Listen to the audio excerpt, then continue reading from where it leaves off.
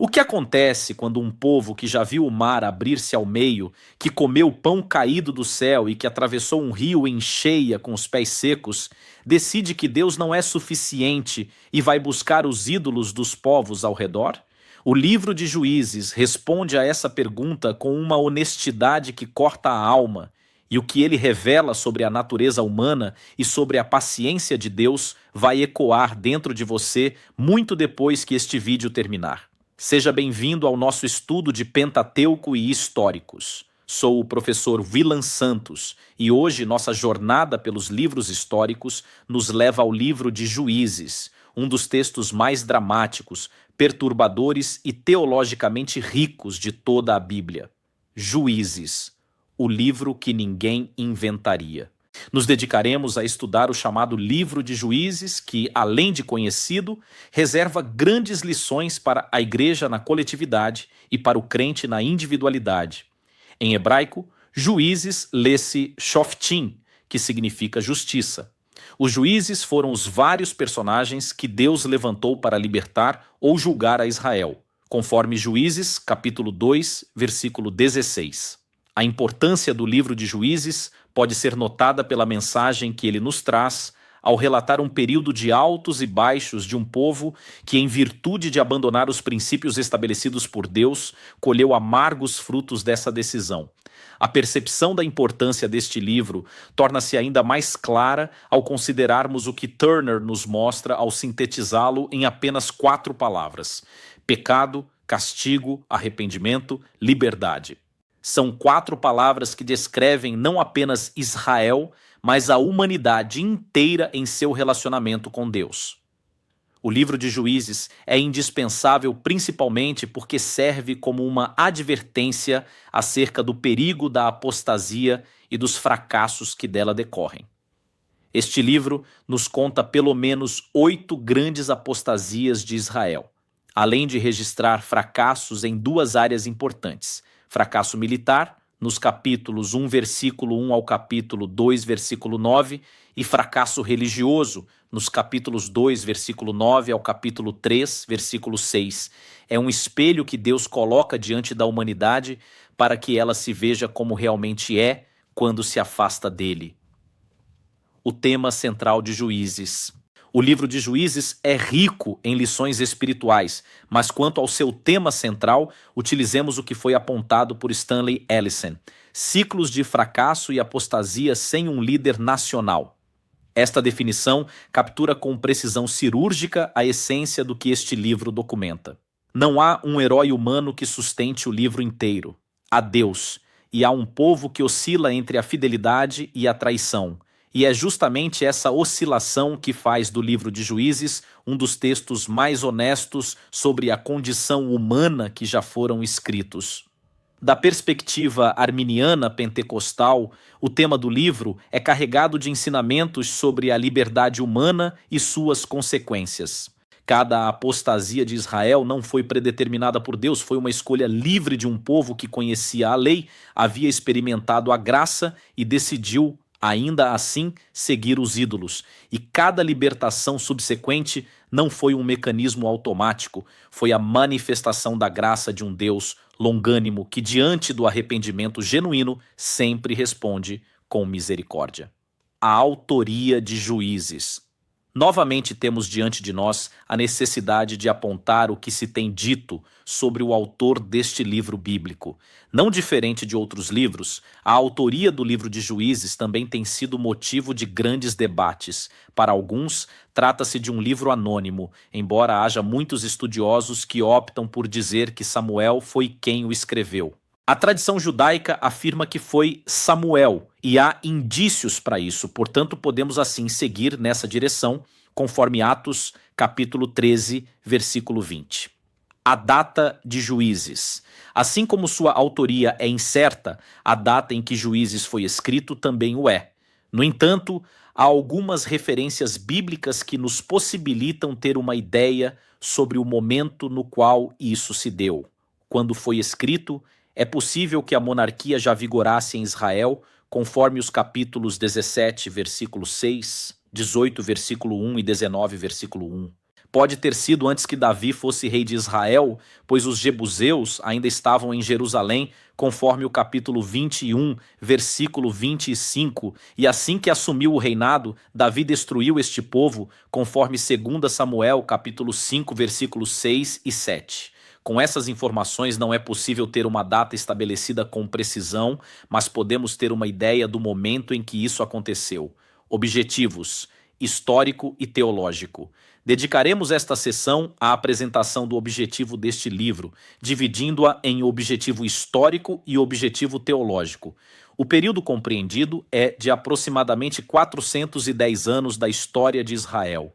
Do ponto de vista histórico, o livro de Juízes tem o objetivo de preservar um período importante da trajetória de Israel como nação, num tempo em que não houve uma liderança nacional e os problemas decorrentes disso originaram a imposição da necessidade de um rei teocrático. É preciso que haja um destaque à figura daqueles que são chamados juízes, os quais exerceram funções de liderança, representando assim a liderança divina na condução histórica de Israel. Como bem escreve Donald D. Turner, lições espirituais abundam, mas em sua maioria seguem o estilo de admoestações e exortações. Levando em consideração o objetivo histórico deste livro, podemos afirmar que, de acordo com Riddell, ele aponta para as tristes consequências vividas por um povo que escolhe viver de acordo com sua própria vontade, além de nos trazer 3 grandes lições. Precisamos de líderes consagrados.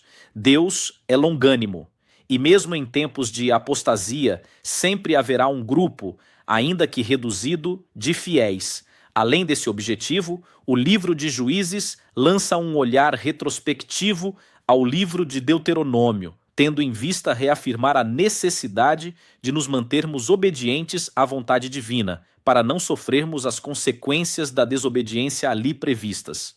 Do ponto de vista teológico, o livro nos apresenta uma das lições mais poderosas sobre o caráter de Deus que o Antigo Testamento oferece: a longanimidade divina. Cada vez que Israel caía, Deus esperava o arrependimento. Cada vez que Israel clamava, Deus levantava um libertador.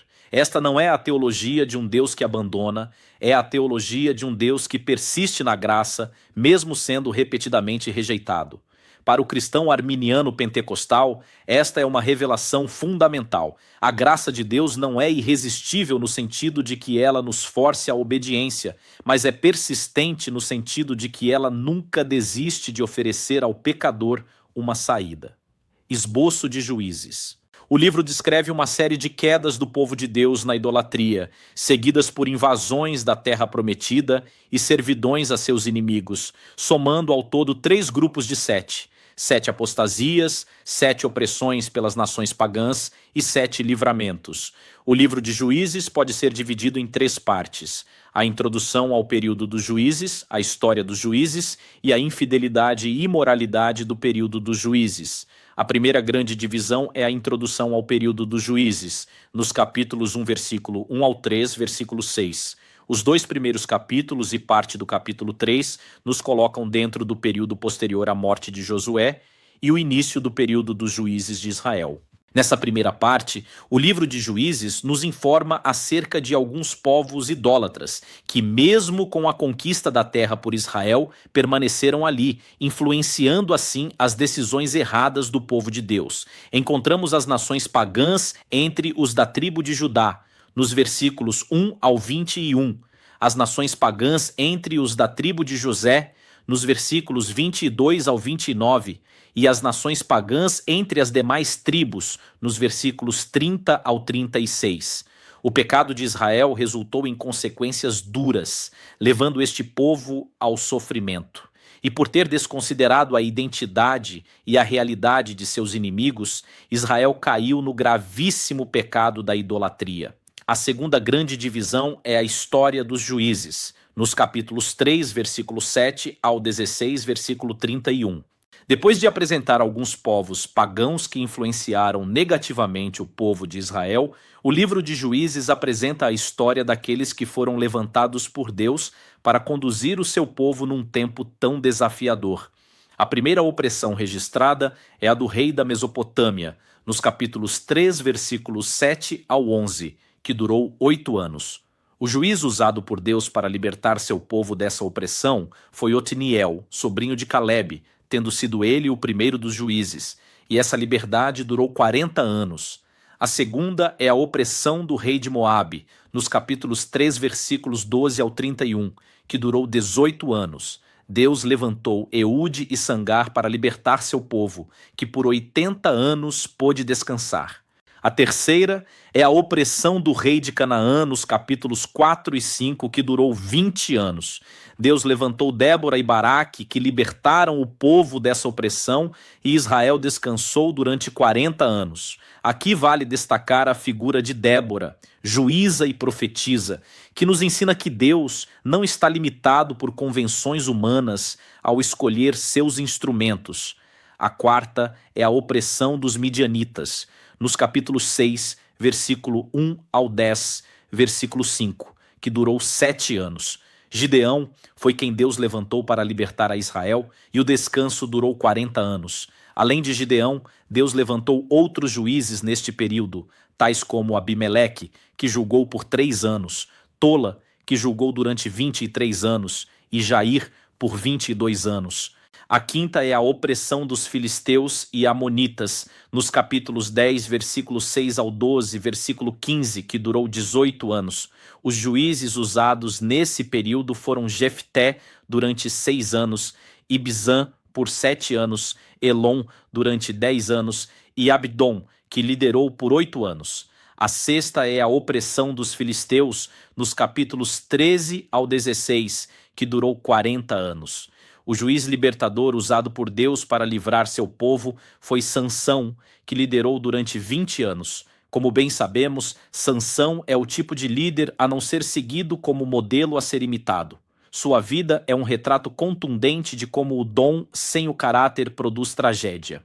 A terceira grande divisão é a infidelidade e imoralidade do período dos juízes, nos capítulos 17 ao 21. Esta parte do livro de Juízes serve como uma espécie de apêndice, com 3 histórias específicas que servem como ilustrações a respeito daquele tempo sob 3 aspectos: a anarquia religiosa, a anarquia moral e a anarquia nacional. A história que mostra a anarquia religiosa dessa época está nos capítulos 17 e 18. Trata-se da história de Mica, da tribo de Efraim, que nomeou seus filhos como sacerdotes, e depois a um levita. Além disso, somos informados que os danitas levaram com eles o levita, os sacerdotes, e furtaram os ídolos.